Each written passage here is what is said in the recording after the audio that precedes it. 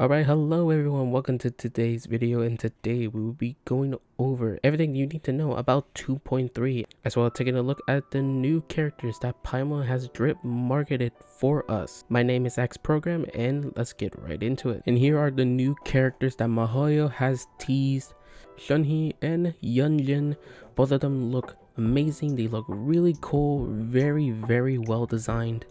So let's start with the first character that has a lot of people really hyped, starting with Shunhee. She is a cryo polearm user. The description of this character is that she is a lonesome transcendence, eternal soul amidst the mortal realm. And looking on base of her description, she is the disciple of Cloud Retainer, and Cloud Retainer is her master. And when looking at talks surrounding her constellation name, it looks like it relates around pain, so this could be hinting that she may be a damage dealer or something related to attack. We'll have to wait and see. And then moving to the next character, Yunjin. She is another polearm user, and based off her description, she is the director of the Yuhan opera trope and also a famous figure around Liyue's Harbor opera scene.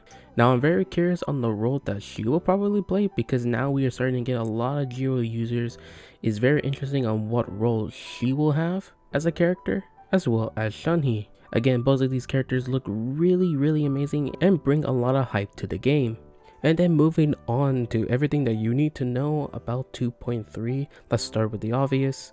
The new characters will be Goro and Ito, both of the Geo element. They will both be on the same banner. We don't know about the other two, but that will come out later.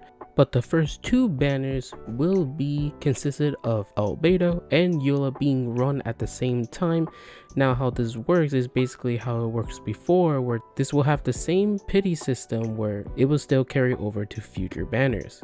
Now for the 4 stars on both Albedo and Eula's banner will be the exact same. The next thing that will be coming out alongside with these character banners is the weapon banner, which consists of Freedom Sworn, which is an elemental mastery weapon for Kazuha when he came out, and Song of Broken Pines, which is purely designed for Eula. And again, obviously this is a weapon banner. I highly don't advise any free-to-play players to roll on the weapon banner, but if you are a spender and you really like Eula or Kazuha, then you can consider this weapon banner. And then the banners that will come afterwards will be Ito and Goro together, and the weapon banner, which consists of the new Claymore, which we still don't know of the main stat yet. We'll have to wait and see. And now moving on to the events of 2.3. So for the first event, Shadows Amidst Snowstorms, which will continue the storyline surrounding Albedo, which we first left off a year ago, bringing him back into the fold and learning more about his background. Now for this event, it will consist of 3 different acts coming out a few days after one another, each having a different event, and the main rewards will obviously be Primo Gems, a Crown of Insight,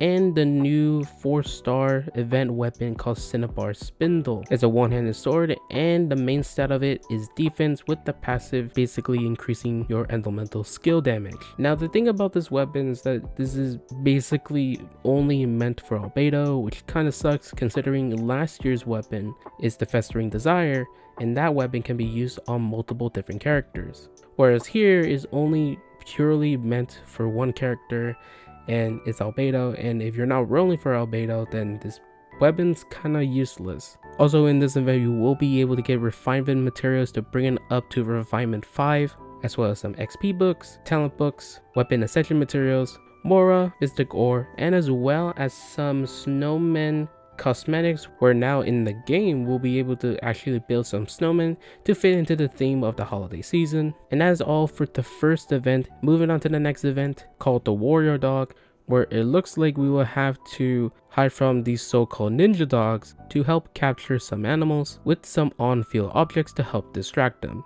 And in this event, we'll be getting a new gadget where it basically let us capture some open world animals that we will be able to bring into our Serena Teapot. The next event will be the return of the Energy Amplifier for Vision event, which is basically a similar event from the Vagabond and Hypostasis event, but instead of bosses, we'll be battling mobs of enemies. And it looks like at the start, before each battle, we will have to go to some area and complete a challenge. And it looks like it has the same setup with all your debuffs that you can take on and off, as well as cores that you can apply to give your team buffs to help you beat the floor in the event. to get your reward. Next would be the Misty Dungeon Rerun event, which is basically the same type of event where the game gives you a set of trial characters all with set abilities and stats to where you can use them in like this rogue like dungeon area where you'll encounter mobs and buffs to help you survive in the dungeon. And the next event, which is another rerun called Marvelous Merchandise, where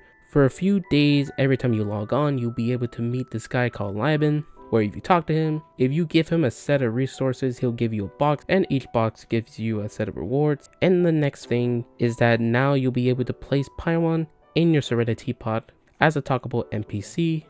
And the last but not least, the new hangout events that will be consisting the characters of Beto and Goro, which is basically an interactive sim where we get to hang out with these characters and talk to them and get to know them a little more. And that is everything you need to know about 2.3, as well taking a look at the new characters that Genshin Impact has drip marketed us that are most likely coming out after 2.3, which has been the norm of the previous characters that have been drip marketed in the past. That is everything for this video. Hope you guys enjoyed it. Let me know in the comments of what you guys think of 2.3. Do you guys think it's a good update, or are you slightly disappointed? Let me know what you guys think, and what do you guys think of the new characters that Genshin Impact drip marketed. Let me know in the comments below. If you enjoyed the video, please like it and share it with a friend. Subscribe for more content in the future. Check me out on Twitch. The link will be in the description below. That's it for today, and I hope you have a wonderful day.